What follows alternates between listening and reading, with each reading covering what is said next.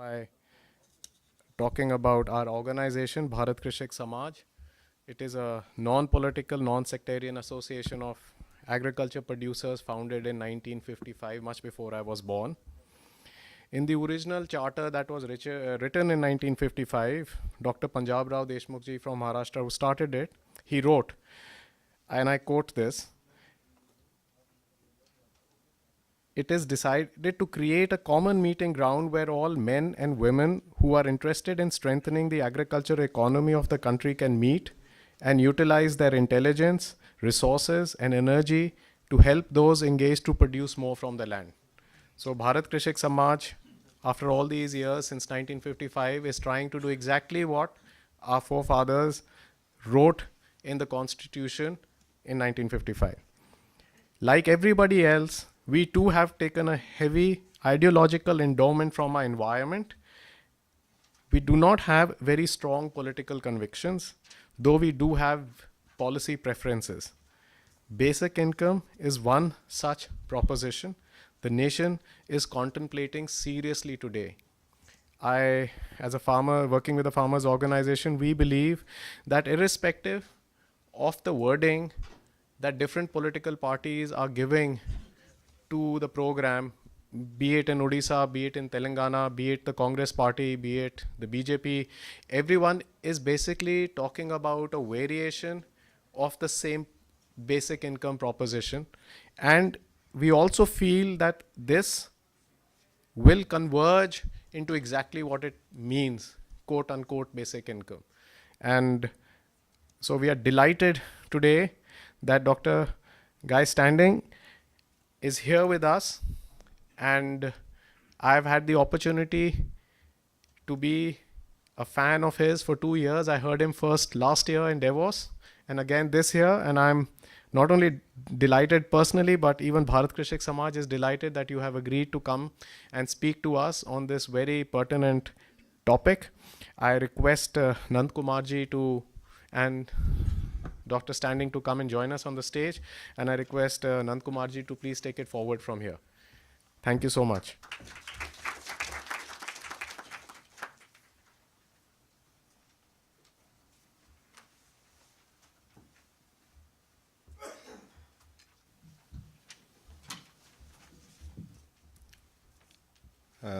Good afternoon to all of you, and thank you, Ajay. Well, I don't have much of a job here and just about to introduce Professor Guy Standing. Many of you would have heard of him, probably read his books, but still for those who haven't read his books, a brief introduction. The idea is that he'll speak for about 45 to 50 minutes or more if he chooses. And we will have about somewhere between 20 to 30 minutes for few pointed questions. Let me remind you, we are not having a debate here. He is the speaker and you can seek clarifications or raise questions. Somebody told me that the signals in this room in the mobile phones are very weak, but still I would suggest that you put it on silent in case somebody has a very powerful receiver and it rings and makes a noise. Okay. Professor Guy Standing is a Professorial Research Associate and a former Professor of Development Studies at the School of Oriental and African Studies, University of London. He has a doctorate in economics from the University of Cambridge, worked closely with International Labour Organization and other renowned organizations within and outside of the United Nations. Professor Standing is a founder, member, and honorary co-president of Basic Income Earth Network, an international non-governmental organization that promotes basic income. He has written and edited books on labor economics, labor market policy, unemployment, labor market flexibility, structural adjustment policies, and social protection policy. I'll just mention 3 or 4 books that are quite famous. Of course, my favorite is a Precariat. Basic Income, a Transformative Policy for India, which I think should be very interesting to some of you, written with Sharad Davala, Renana Jabwala, and Saumya Kapoor Mehta. The corruption of capitalism, why rentiers thrive and work does not pay, basic income and how we can make that happen. In 2009, Professor Standing was elected Fellow of the Academy of Social Sciences in the UK. He's a regular speaker at various international conferences. You heard about Davos. I think he's speaking again tomorrow in somewhere in Delhi. So we had actually a little conversation, what should he speak on? Of course, I said precariat is a very interesting concept, but he said the trending line in India is the universal basic income. So he said he'll adjust his time between the two, probably start with the precariat and go on to the universal basic income. Since some part of the work has been done in India, I'm sure there will be a lot of evidence-based policy options that will come out of the lecture. So over to you, Professor Standing. Thank you very much. I've just heard a phone going off, which reminds me that I used to say to my students that if any phone goes off while I'm lecturing, the person has to buy everybody a beer afterwards, which I think is a very good rule, and many of us will get drunk often at presentations with the numbers of phones that go off. I want to begin by trying to make my talk relevant to farmers, because the subject you've asked me to talk about is not something that you would expect to be linked to farmers in the precariat, as you will see. But I was reflecting on coming here in the car, in the traffic, on a wonderful 19th century scientist who is often called the inventor of nature. He was a Prussian Alexander von Humboldt, who was the first person who went around the world and he appreciated the interconnectedness of nature and how the human being has to fit into the ecology of nature as part of nature. And unless you see the human being as a humble part of nature, you lose the perspective on the whole sense of civilization and reproduction and the balance of life. I happened to have a small plot of land on which I grow fruit and vegetables, and I've just had my first harvest of olives where I've made my own olive oil. I'm enormously proud of that, ridiculously so, as my family keep telling me. But the connection with nature is something that is so fundamental, and that is something that farmers, of course, appreciate. But all of us need to reconnect with nature in order to appreciate the incredible ecological crisis and threat of extinction that we're facing today, where our children and grandchildren are being affected by toxic air, by global warming, the disappearance of species, and a loss of the balance of society. And I think that that is an important contextual approach to the subjects on which I'm going to be talking. There's another saying which I want to mention, which I'm sure many of you in this room will know. It's a wonderful piece of poetry. I've always associated it with John Arlott.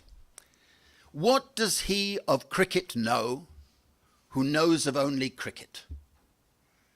And I think that is important because we are at a time when specialization means we're in silos, where we don't see the interconnected nature and the multidisciplinary character of social change and the challenges that we face.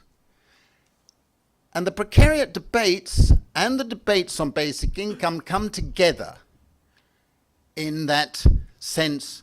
You have to understand the contexts of change to really understand it. Now, We are at a very important moment, the middle of a crisis of the global transformation. Those of you who are familiar with Karl Polanyi's book of 1944, The Great Transformation, will remember that you have a disembedded phase followed by a crisis, followed by a re-embedded phase, if we're lucky. But there is a crisis point when, in Polanyi's terms, as he put it, there is a threat of the annihilation of civilization, in which many of the insecurities and inequalities and the tensions could easily lead to a frightening scenario politically, socially, ecologically, and so on. And I think we have been, for the last decade or so, at this crisis point of the global transformation, the painful construction of a global market economy. Whereas Polanyi was dealing about the development of national market systems and closed economies and capitalism, we are seeing the painful emergence of a globalized system in which the disembedded phase, which began in the 1980s, dominated by the Mont Pelerin Society and the neoliberal agenda, institutionalized through the World Bank, the IMF, and other international agencies, pursued a strategy, global strategy, of market liberalization, commercialization, commodification, and deregulation of finance and capital markets. That agenda morphed, and the books that have been mentioned discuss this in great detail, morphed into a system which I've called the corruption of capitalism, because we actually have the most unfree market system that's ever been envisaged or created, where intellectual property rights and property rights in general triumph over free market principles and ordinary understanding of economics. And yet a lie is told by our politicians and institutions that they favor free markets. But we don't have that. We have vested interests taking more and more of the rental income. And that is the contextual crisis behind what I'm going to be talking about. I don't have time now to go into the details of that, but one way of putting it is this, and I'll come back to the point later if I have time, that actually an outcome of all this is a breakdown of the 20th century income distribution system, where more and more of the income is going to the rentiers, and less of the income is available for going for people who are productive, who are producing, who are working, and creating economic value. That is the context. And if you have a system where a tiny minority are sucking out more and more of the wealth and income and the power that comes with that, you are going to create that crisis of civilization. You don't have to be an economist with a PhD to understand that. And that is the nature of our crisis today. We have inequalities that are unprecedented. We have a situation where all over the world, including China, India, United States, Europe, everywhere, where the labor share is going down in national income. We have a situation where wealth inequality is much greater than income inequality. Wealth and assets are possessed by tiny minorities. And we don't do a justice to our subject or our context without seeing that concentration of wealth and power that comes with it. One of the things that I didn't emphasize enough in my earlier books, but which I've just tried to correct with a new book which is coming out in several months, is that among the changes that have been taking place, which is very important for farmers and people connected with agriculture and the countryside is a loss of the commons. My book is called The Plunder of the Commons. The commons are the land, the sea, the water, the air, the ideas, the social amenities that make a society. And if, in the neoliberal perspective, you say they don't have any value because they don't have a price, something that doesn't have a price to a neoliberal has no value. Therefore, you can dispense with it. Give it away. What has been happening, in fact, under the aegis of that ideology is an erosion of the commons. And when I started to write the book, I hadn't fully appreciated, or anything like appreciated, the extent to which in the last several decades, in every part of the world, we've been losing the commons. We've been losing the commons, and the commons provide the base of our society and the base of income security and our capacity to support each other and to be part of society together. And it's underappreciated. I hope the book makes a contribution to change that, but I think a lot of people are becoming aware that the commons is a vital part of society and we've been losing it. Now, the story that I've been trying to tell, and in this book, and I have a few copies if anybody is interested, which was produced in 2011, and which has taken me all over the world. It's been translated into 24 languages, and I've been asked to speak about it in over 400 places in 40 countries. It's a global phenomenon. It's not something that's just in rich countries or particular countries. I've just examined a PhD on the growth of the Precariat in China. Fantastic PhD. It's growing everywhere. But what the subject is that as all of these things have been taking place, a new globalized class structure has been taking shape. It's a globalized class structure which is superimposed on old national class structures. In other words, there are still landlords around, there are still peasants, there is still informal economy, of course. But this new global class structure is the sort of trend which is dominating the development of social relations and the economic and political crisis we're facing. At the top, you have a plutocracy. A tiny percentage of humanity which own vast percentage of wealth and incomes. The plutocracy are the richest men, mostly men, in history.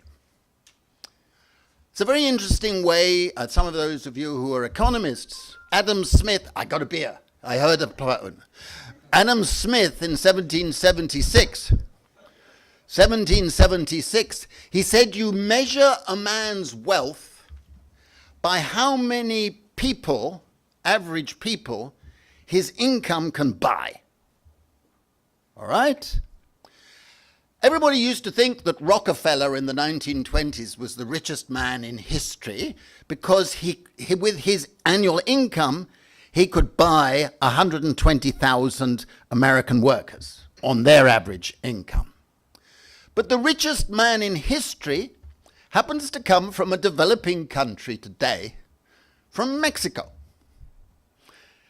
And the name is Carlos Slim. But you have your equivalents almost in India, I know you do, where you can speculate. And Carlos Slim, in 2004, his annual income could have bought 440,000 Mexican workers on their average wage. Think about it. But wait, by 2014, his annual income could have bought over 2 million Mexican workers on their average wage. And you can do the calculation for others around the world in the plutocracy. Now, I was talking about these subjects And I was invited to speak about the growth of the Precariat and the plutocracy to the Bilderberg Group. Though some of you may know about the Bilderberg Group, it's the extreme right-wing elite of the world. There were three. I initially took no notice. I thought it was a joke from a lefty friend of mine inviting me, so I took no notice. Then they phoned me up at my home and they said, no, we want you to come and address the Bilderberg Group in Dresden. So in the end, I agreed to go. My friend said, Guy, you've got to go. You've got to talk to these people. So I went there, and imagine that I'm doing this talk, or something like it was a bit more radical, in front of 100 people of the world's elite. And right there where you're sitting, sir, Henry Kissinger, looking at me, and Christine Lagarde next to him. And I'm talking about the growth of the Precariat. And there was one multi-billionaire sitting third row back. And afterwards he wrote to me and he said, would you come to California and Silicon Valley? He's a very, very well-known man. I'm not going to give you his name. And come and address a group of us billionaires. It's mad. But as my son lives in California, I said yes. So I went across to California, and I just imagine, somebody like myself, and you've got all these billionaires, all household names, small group. And towards the end of my talk, this multi-billionaire stood up, and he very big man, and he came across and he said, Guy, I think what you're saying is the system is rigged. So I looked at him and I said, yeah, I think that's right. And he said, I want you to know, and I want everybody in the room to know, he said, I fully agree with you. They know that. They know the system is rigged, right? But the plutocrats, with their philanthropic gestures and their power and their ability to dominate politics, are part of the crisis.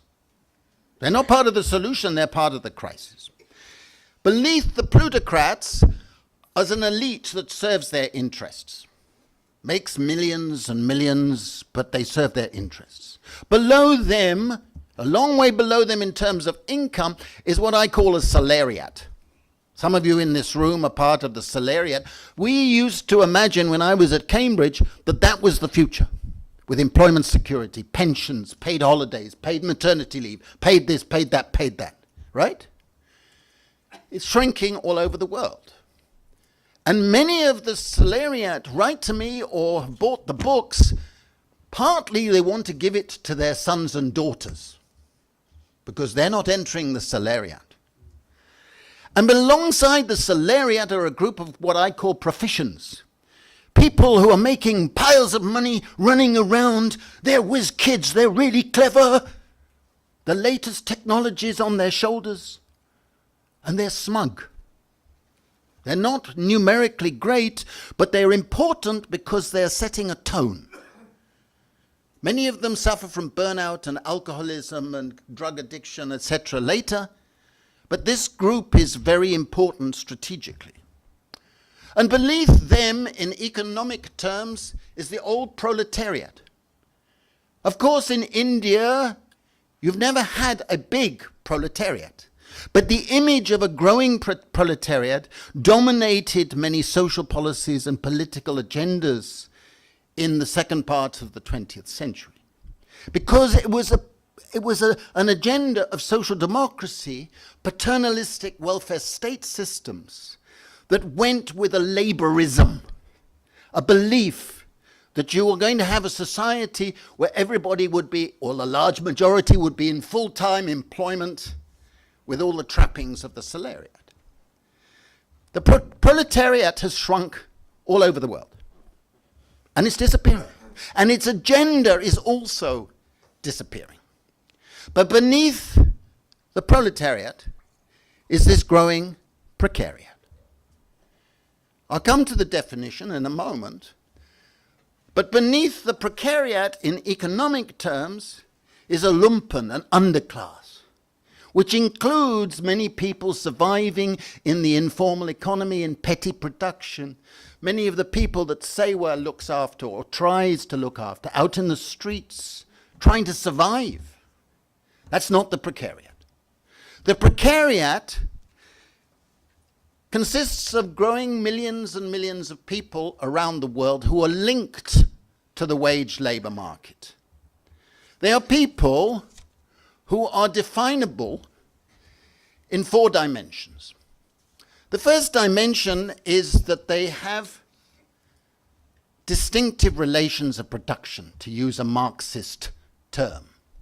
Distinctive in the sense that they are having to grow accustomed to the prospects of a life of unstable labor, in and out of jobs, changing, without a sense of occupational narrative or career that they're building. They have to do a lot of work that doesn't get recorded statistically or remunerated or recognized in order to be able to remain as part of the labor market. They have, in general, a sort of job or a sort of activity which is beneath their level of education or qualifications. And they are suffering from the insecurities of instability. The second dimension is they have distinctive relations of distribution, in the sense that they have to rely on money wages. They don't get access to non-wage benefits that many of us expected to be the norm. They don't get access to rights-based state benefits either. And they don't get access to informal family benefits and the commons. The commons is vital for the precariat. If you have a commons, you can at least survive. But if you're denied the commons to give you that informal set of networks, and if it's shrinking, then your insecurities are increased. And fundamentally, and this is extremely important for social policy development, fundamentally, if you are in the precariat, you suffer from economic uncertainty.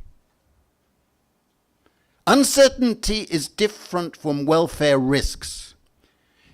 If you have an unemployment system or maternity or illness insurance, you calculate the probabilities and then you can build an insurance system. Uncertainty is you have unknown unknowns. A shock can hit you, a hazard can hit you at any time. Something on the other side of the world can happen and it hits you. And you can't do anything about it. And you can't actually calculate probabilities to develop an insurance system. This is a vital part of the debate on basic income, because it means you are living in a zone of constant uncertainty, with all the psychological and mental health problems that come from that. I cannot tell you how many thousands of people have written to me from around the world saying this aspect of being in the precariat is most fundamentally important. I've had people who've said, I'm feeling like committing suicide, and then you hear they have committed suicide. And you say, why don't the politicians and the policymakers understand this? It's something fundamental that ordinary human beings can appreciate.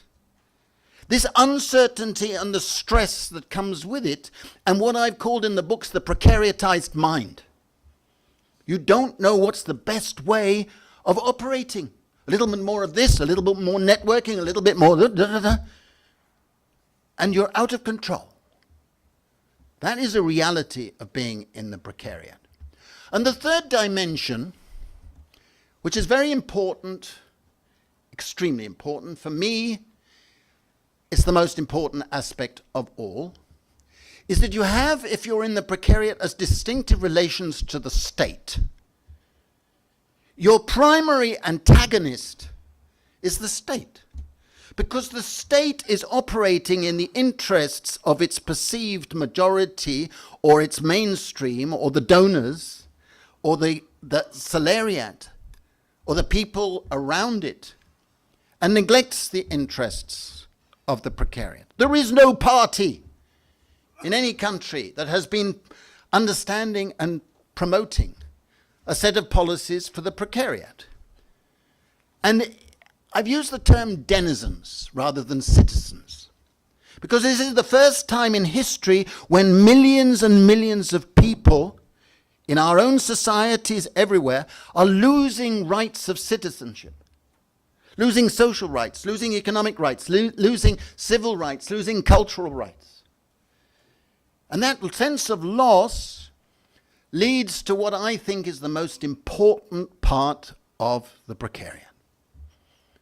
If you are a part of the precariat, you feel like a supplicant, someone who has to beg, someone who has to ask favors from some bureaucrat or some parental thing or somebody else or some institution.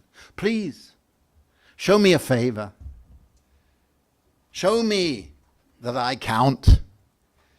It leads to one of the most demeaning aspects of life. We all understand that, right? I hope so. But that is the nature of being in the precariat. And millions of people feel this sense of being a supplicant. That, to me, is the most important aspect. They lose a sense of agency. Now, this sense of loss goes into the final aspect. Because if you're in the precariat, you have a sense of relative deprivation, which is linked to time. And this is why, ultimately, I think people, not you, but many of the people that go to Davos have been listening to me. For some reason, they'll soon stop. But this sense of relative deprivation is because this is a class in the making, not yet a class for itself. It's split between three groups. The first group I call the atavists. These are people who are falling out of old working class communities, falling out of being in a zone of expectations of a proletarian life or whatever. They don't have a lot of education, this group, so they tend to look back on a model, on a paradigm, a set of policies which they thought their parents had or their communities had. And this sense of loss is leading to them listening to the sirens of populists. On page 1 of the book, written in 2011, I said, unless the politicians and policy people and intellectuals listen and understand the precariat, we are going to see the emergence of a political monster. Page 1. You will not be surprised that in November 2016, I received a deluge of emails from around the world saying, your monster has arrived. Do I need to tell you his name? No. You don't. But I think he's symbolic of the crisis of populism and neo-fascism and racism and all of those things, misogynists and so on, which is outcome of neglecting the need to respond to the insecurities of the precariat. The second group also doesn't receive a lot of attention. I call them the nostalgics. The first group feel they have a lost past. The second group consists of the migrants, the minorities, the disabled, the different groups who feel they have lost a present. They don't have a home here, there, or anywhere, and they don't feel they're moving to having a home. The migrants, the minorities that aren't really minorities. This sense of loss leads to a detachment, socially and politically, in many parts of the world. The third group are the young, educated people who their parents and their teachers said, go to university and you will have a future. You will have a career. You will have a status. Study hard. You will have a future. They go to university and they come out with debts, disappointments, disillusionment, and no future. Now, this group won't support the Donald Trumps or the other neo-fascists, but they're looking for a new politics of paradise, a new progressive politics for the 21st century. They're not going to go back to old communist models or old social democratic models. They're looking for a new politics of paradise. And I say to a lot of people who are writing, calling themselves on the left, listen, because they're not wanting that old laborist model. Don't tell them that they must accept a lifetime of being in a full-time job, going to the same place 30 years. That's not the politics of paradise. You have to offer a sense of work, of creativity and development, and an agenda that's going to enable that group to develop themselves through their work with security and with a new income distribution system. And that leads to the last part of my talk, because I think the crisis can be crystallized in that sense of a breakdown of the income distribution system. It's not the only aspect,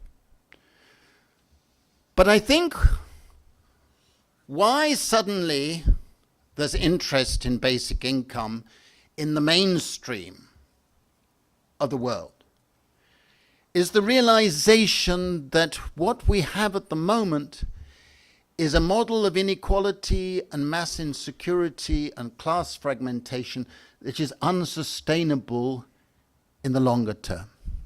We will either see a lurch to authoritarian neo-fascist populism, or we have to have new thinking and a new realization that yesterday's non-answers could be tomorrow's answers. And I plead with all those people in this country and everywhere who are taking up positions against basic income that are based on nothing more than opinion and what I would call prejudice because they haven't studied or worked on the issues, to open their minds and at least be open to the discussions. And I think one approaches basic income, and I've written this book trying to bring together 30 years of research and evidence from around the world. I think ultimately the reason for supporting a basic income, and it's not a panacea, it must be part of this new progressive politics, is fundamentally ethical. It's ethical in the sense that, first of all, we need social justice. Social justice means we have to respect the commons.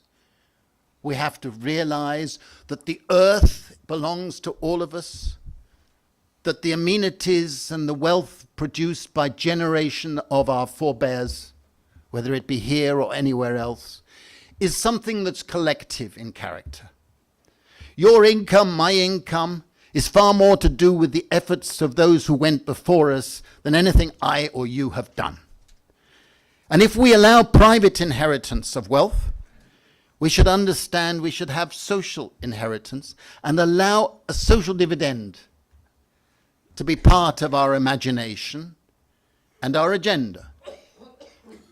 There are other reasons of social justice. If you're religious, you can say God has given us unequal talents, and a basic income would be a compensation for those who don't have the same talents as those who can make money. You can look at it in other ways too. But social justice is fundamental. The second ethical justification is that it would enhance freedom And the value of freedom is something that neither the left nor the right politically have given due respect. A basic income will not give total freedom, but it would enhance the capacity to say no to an oppressive relation, an employer, or bureaucrat. It will also give you a sense of Republican freedom, the ability to be non-dominated. And it would also give you a sense where the emancipatory value of a basic income is greater than the money value. And this is something that I urge everybody to try and look at the pilots that we have done in Madhya Pradesh and West Delhi and in tribal communities. My friend Sarath Devala at the back there and I used to go to the villages where we were doing the basic income. And we found ourselves asking the following question. Why is it we are giving 300 rupees per person per month? Modest amount, small amount. Why is it that the effects on nutrition, on health, on schooling, and on the community were so much greater than this money? Why is it? There's something funny. But actually, in rural communities, in slums, money is a scarce commodity. And anybody who knows any economics knows that a commodity that is scarce forces up its price. Right? Simple. When you increase the supply of a commodity that is scarce, you drive down the price. I always remember going to one of the villages in MP and some women came up to us. They'd obviously been storing wanting to do it. And they said, there's one group in our village which hates your scheme. They hate it. So we joked, we said, well, you can't make everybody happy. The group is the money lenders. Because we're not using the money lenders so much, the price they can charge us has gone down. We can help ourselves more. They're very unhappy. Well, I'm not too worried about that unhappiness. The thing is that the emancipatory value extends to giving people a sense of security, a sense that tomorrow I'm going to get the income that at least will enable me to get my food, to be able to send my child to school, and to be a little bit more in command of my life. And that's why groups like the disabled, who are getting the same basic income as everybody else, benefited more than everybody else. Because instead of being last in the queue for food or medicine or whatever, they had their own basic income. And I would say to the politicians of every party at the moment who are talking about basic income, please make it individual, not household-based. A household is endogenous. A household may be large, may be small, and you can't do it on a household basis. A woman must have her own basic income. A man, his own basic income.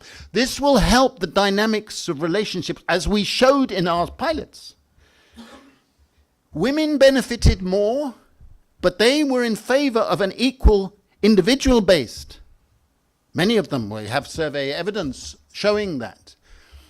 And I think this sense of freedom is something that comes with being your own agent.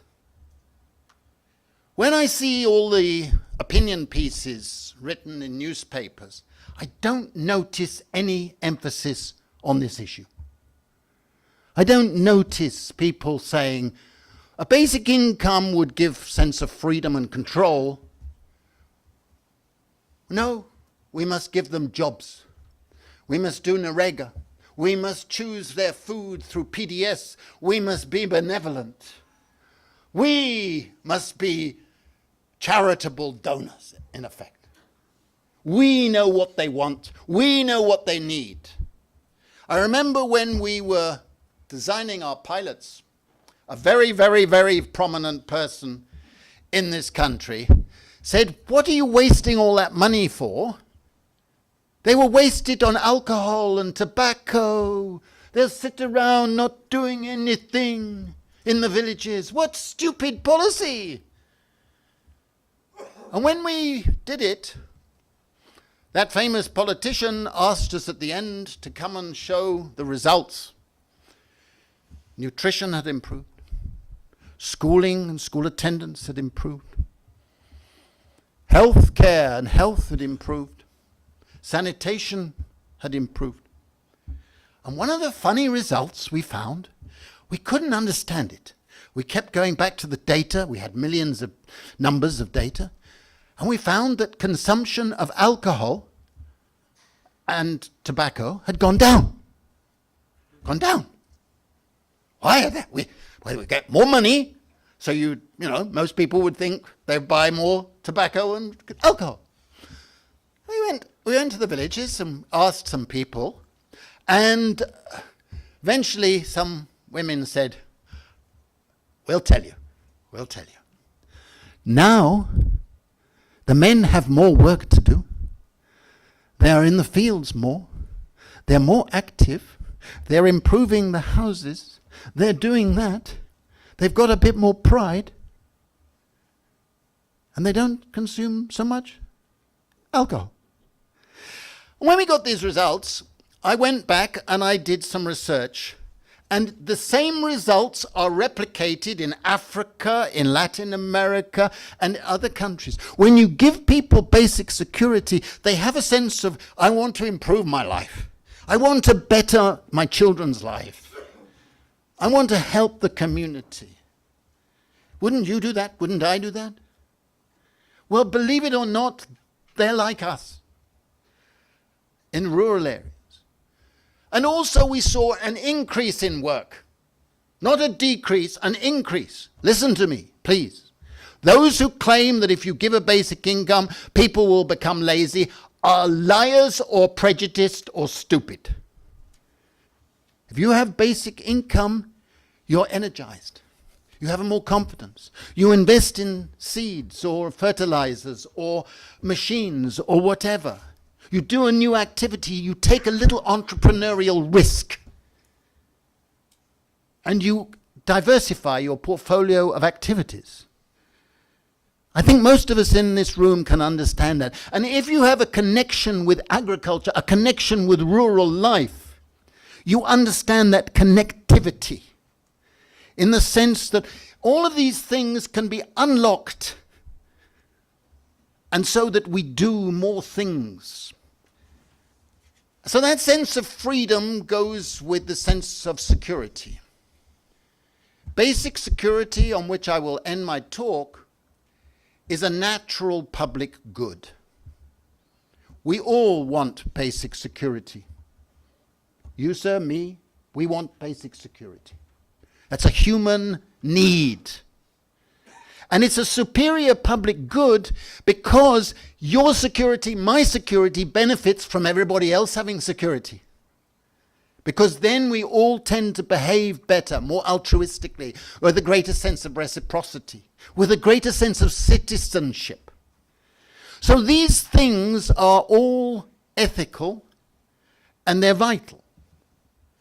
And this approach and way of thinking is fundamentally different from the old paternalistic agenda of the laborists, and also fundamentally different from the market fundamentalists on the right. And I think if you ask these questions, and we've tried to do that in this book and the big report that we did for UNICEF, you will see that many of the little benefits of moving towards a basic income actually are so interconnected that they lead to a transformative agenda. And I only plead with the policymakers and the advisors who are now newly relevant in all over India to open their minds to this interconnectedness and transformative agenda and stop being bloody paternalists. Excuse my English. And I think we are at a very interesting point in India where we now have an opening. We're in the middle of a change in rhetoric, a change in imagery, which is messy, and the rest of it.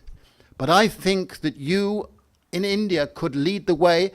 And I've got a sneaking suspicion, and I'll end on this, sneaking suspicion, that Sikkim could be the first state in the world to have a genuine, comprehensive basic income system in place.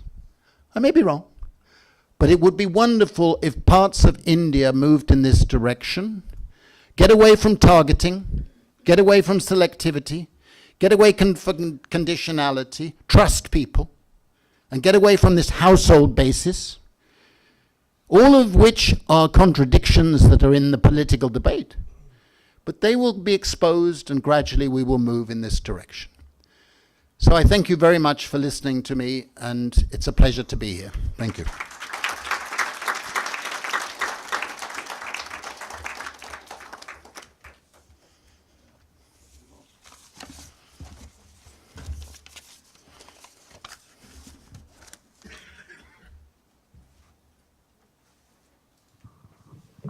Yes, Ajay, you want to?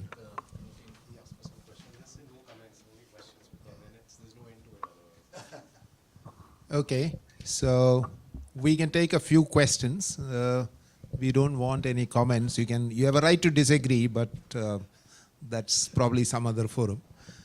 You can write. You can still write.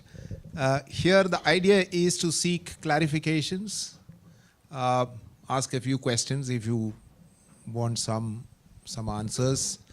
I think the lecture has been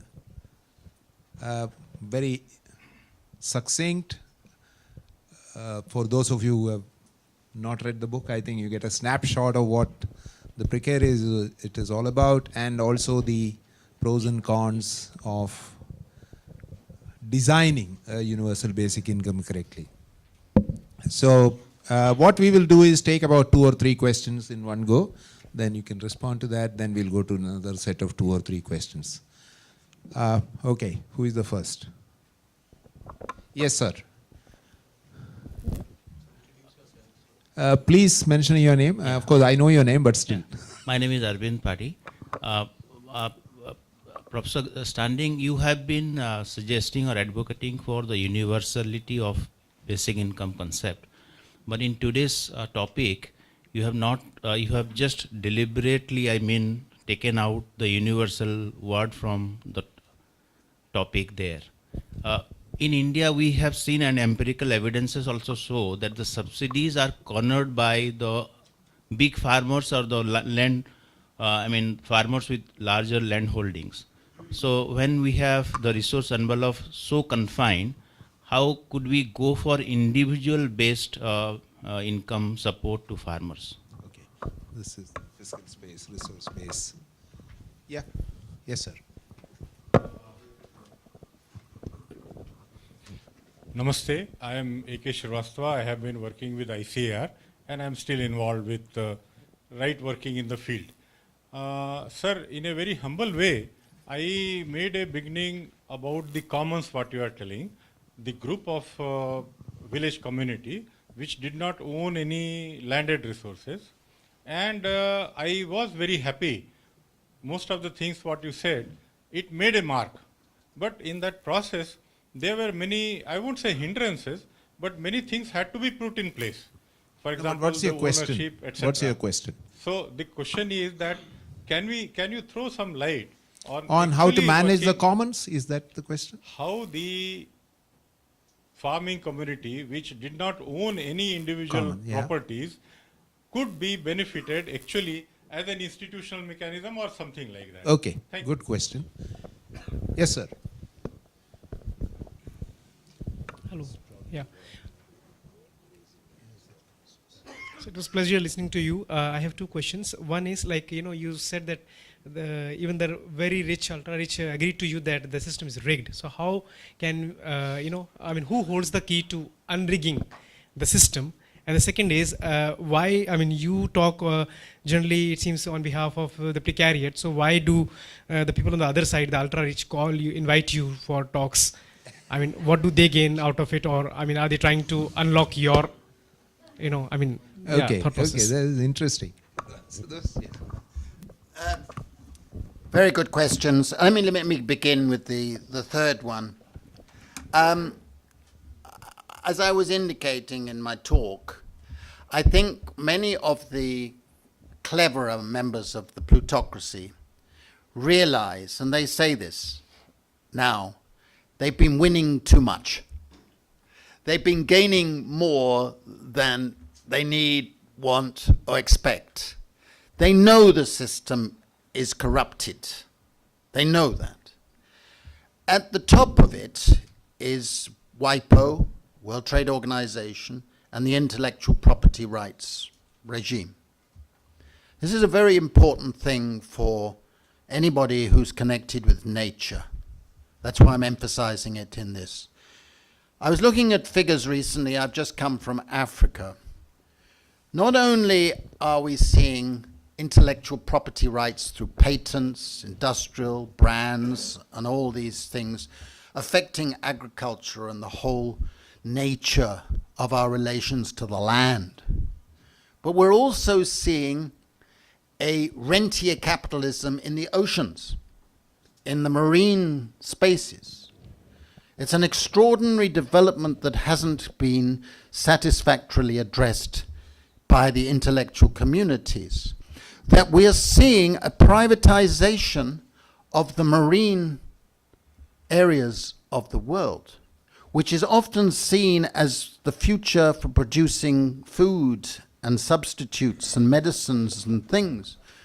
But if I tell you one company owns 47% of all the patents taken out on marine species and marine processes, one company, and 3 countries have over 3/4 of the intellectual property rights in the oceans, you can see a system that is being rigged, because it's due to the fact that you have an intellectual property rights system set up, organized by multinational corporations and governments who think they're benefiting.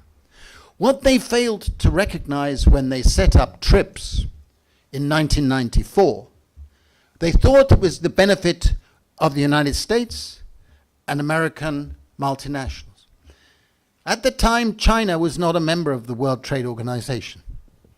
But China got wise and joined the WTO in 2001, and by 2011 had overtaken the United States as taking out the most patents and the most intellectual property rights.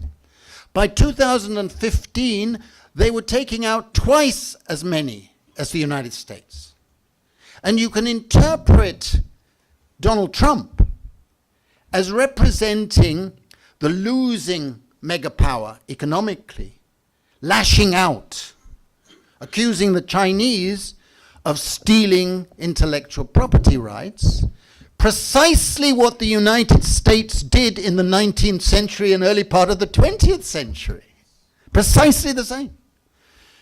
You're seeing this, and it's dangerous because it will lead to tariffs, it will lead to restrictions, it will lead to tensions that he's unleashing. But it's a part of that contextual thing, because we're seeing that. So you ask the question, who holds the key? I believe that the Precariat is a class in the making, because millions and millions of people are joining the Precariat. We will only get effective change at the international level, at the national level, when pressure is put. I'm not calling for revolutionary or anything like that. I'm calling for pressure, for the sense of saying, we count, and unless you do changes, we're going to make life very unpleasant for you. I think in that context, you can interpret this wonderful movement that's just about to come and hit the world on March the 15th, Tell your children to join it. The children's strike. They're coming out in numerous places across the world because they're saying you adults are ignoring nature. You're allowing global warming, you're allowing ecological decay, so we're refusing to go to school. I think it's wonderful. I've just signed a public letter of support that's been published in the media in Europe, and I think it's wonderful. Pressure will shame people. We need those changes. So the Precariat will be the agent, but it's gradually taking shape. We're seeing political movements, I've documented them in the books to a certain extent, taking shape, green movements and so on. So I think that there is hope. And you and me must play our little part. We have a responsibility. Sorry. We cannot sit back and complain. We have to be active ourselves. The second point is universality. You noticed that I never used the term. Even though I favor universal principles in terms of rights. But I don't use the term because inevitably you're going to have certain restrictions on eligibility. I don't believe in targeting. In other words, means testing and income testing. I don't believe in selectivity, choosing farmers as the beneficiary. Who is a farmer, right? Where do you draw the line?